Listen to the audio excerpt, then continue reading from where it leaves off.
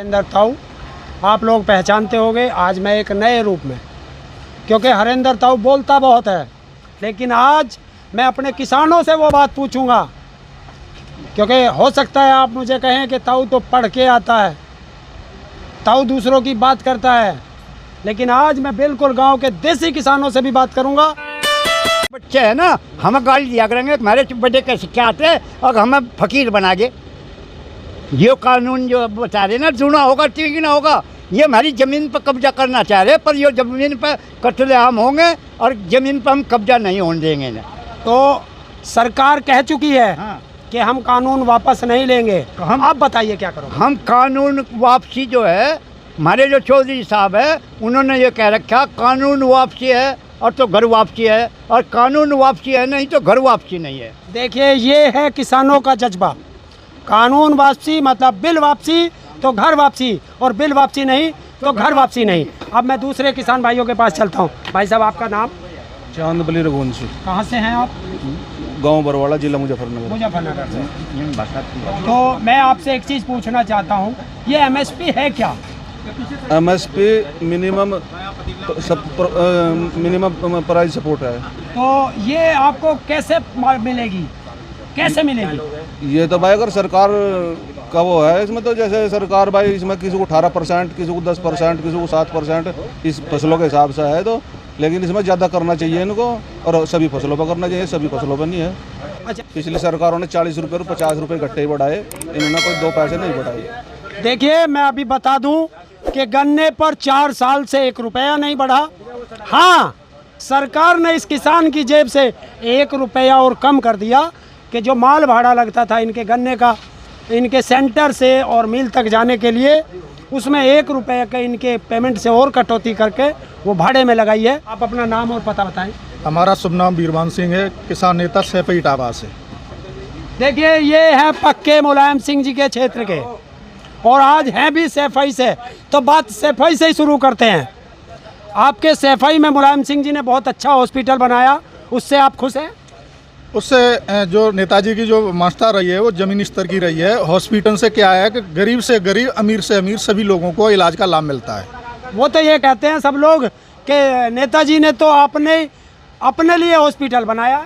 देखिए, लोग विपक्ष के क्या क्या कहते हैं वो चीज़ एक अलग है। 1947 के बाद हमारे उत्तर प्रदेश में जो भी हमारे किसान भाइयों ने मुख्यमंत्री दिए, किसी मुख्यमंत्री का गांव से परिचय नहीं है। जो मुलायम सिंह, आप जम्मू में जाके खड़े के पूछ लेना कि सैफई को आप जानते हैं, तो जम्मू का भी हमारा एक किसान बता देगा कि सैफई को हम जानते हैं, जिसमें मुलायम सिंह ने बहुत बड़ा एक हॉस्पिटल बनाया है। छोटे से छोटा किसान, मजदूर से मजदूर किसान, हर व्यक्ति को यहाँ इलाज फ्री मिलता है।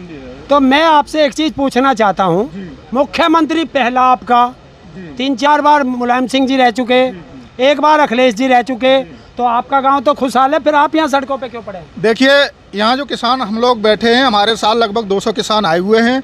ये हम पूरे देश की समस्या है, ये अकेली सैफई क्षेत्र की या जनपद इटावा या मैनपुरी की समस्या नहीं है। और इसमें हर जात का शोषण है, क्योंकि जो सरकार ने काले कानून दिए हैं, ये काले कानून बिल्कुल जला हुआ जीरा है। लोग कहते हैं कि इसमें काला है क्या, ये बिल्कुल जला हुआ जीरा है, इसमें सफ़ेद कुछ है ही नहीं। लेकिन हमारे देश के जो पीएम साहब हैं, बंद कमरे से अपनी मन की बात देश को संदेश पहुंचाते हैं। अभी तक इनके वक्ताओं ने या हमारे वर्तमान पीएम साहब ने उस काले कानून को देश के सामने उजागर क्यों नहीं किया? और उस समस्या के कारण क्या है, जब हम लोग एमएसपी मांग रहे हैं, एमएसपी इनकी सरकार की स्थिति क्या है, इससे जो पूर्व सरकार रही है तो मंडी का भाव और एमएसपी का भाव 50 से 80 रुपया का अंतर रहा करता था।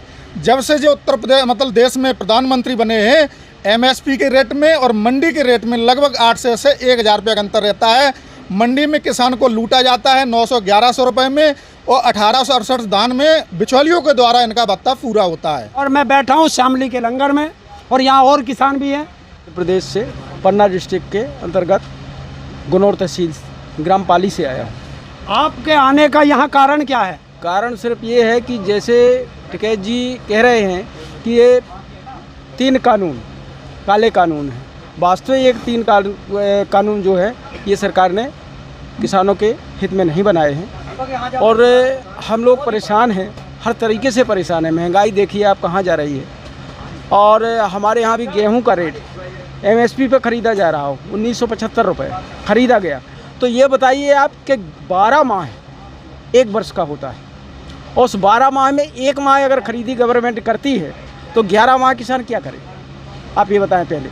अब मार्केट में जाते हैं, मंडी पे जाते हैं, तो उन्होंने तो ठीक है 20 रुपये खरीद लिया, अब बाकी तो 14 रुपया बिक रहा है हमारे यहाँ गेहूं का रेट है। मध्य प्रदेश का MP का गेहूं तो सबसे महंगा बिकता है। सर महंगा कहाँ है, 1400 रुपये मंडियों पे जा रहा है। देखिए MP का गेहूं पूरे भारत में सबसे महंगा बिकता है, लेकिन किसान का वो 1400 रुपये में बिक रहा है। ये मोदी जी देख लें, सुन ले।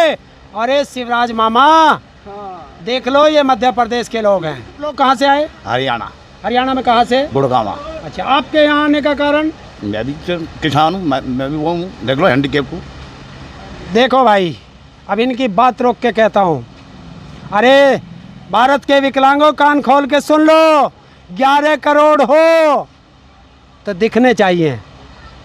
आपके सामने मैं तो हैंडीकैप हूँ, और दूसरा मेरे बराबर में बैठा है और हल भी चलाया है, और हल चलाता है, और किसान भी है और लड़ रहा है। और जिस दिन विकलांगों आप लोग एक दिन के लिए सड़कों पे आ जाओ, एक दिन, उस दिन ना देश में मोदी रहेगा, ना उत्तर प्रदेश में योगी रहेगा। ये मेरा चैलेंज है। हाँ। आप इतनी उड़दंग क्यों मचा रहे हैं? उड़दंग? हाँ, कि आप मुख्यमंत्री को जमीन पे नहीं उतरने देते, क्यों? उप मुख्यमंत्री को जमीन पे नहीं उतरने देते। वोट हम दे, जी चोट हम खाएं, जी, माल ये खा जाए।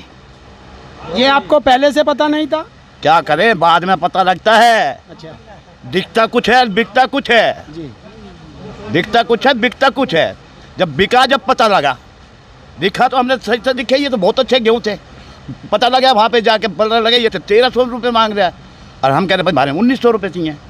मैं बोला भाई मैं 1300 नहीं दूंगा। बोले ले जा अपने को।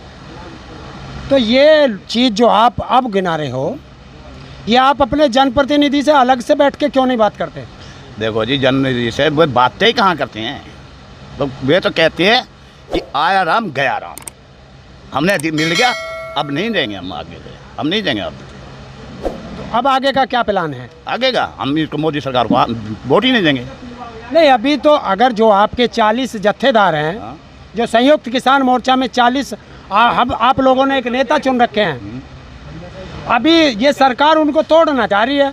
अगर वो नेता टूट गए तो तुम कहाँ रहोगे? हम टूटने नहीं देंगे उनको भी। कैसे रोकोगे? हैं?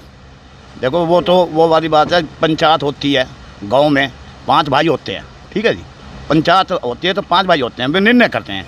तो हमारे तो 40 हैं, कोई एक टूटेगा, 2 टूटेगा, फिर भी 38 बचेंगे। देखिए साथियों, मैं बताना चाहता हूँ, एक कहावत है गांव में, और उत्तर प्रदेश की बहुत अच्छी कहावत है कि एक गिजाई की अगर एक टांग टूट जाए तो गिजाई चलती रहती है। और यहाँ तो 40 पहिए हैं, और वे 40 पहिए भी स्टेनलेस स्टील के बने हुए हैं। सरकार कितना ही भ्रम फैला ले, चाहे राकेश टिकैत जी के बारे में कोई भ्रम फैलाए, चाहे चढ़ूनी जी के बारे में फैलाए, चाहे राज्यपाल जी के बारे में फैलाए, चाहे उग्रा जी के बारे में फैलाए, लेकिन ये किसान दावा करके बैठा है कि एक भी किसान नेता ना तो बिक सकता है, और ना सरकार की औकात है जो उन्हें तोड़ दे या खरीद सके।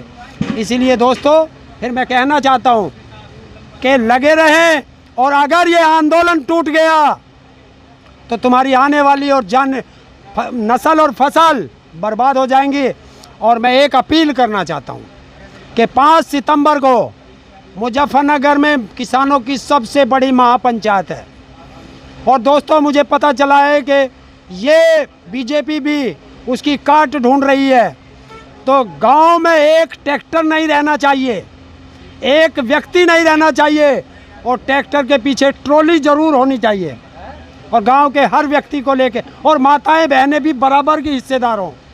मुजफ्फरनगर में उस दिन सिर्फ किसान ही किसान दिखना चाहिए, ताकि सरकार को झुका सके और काले कानून वापस करा सके, MSP पे गारंटी का कानून ले सके।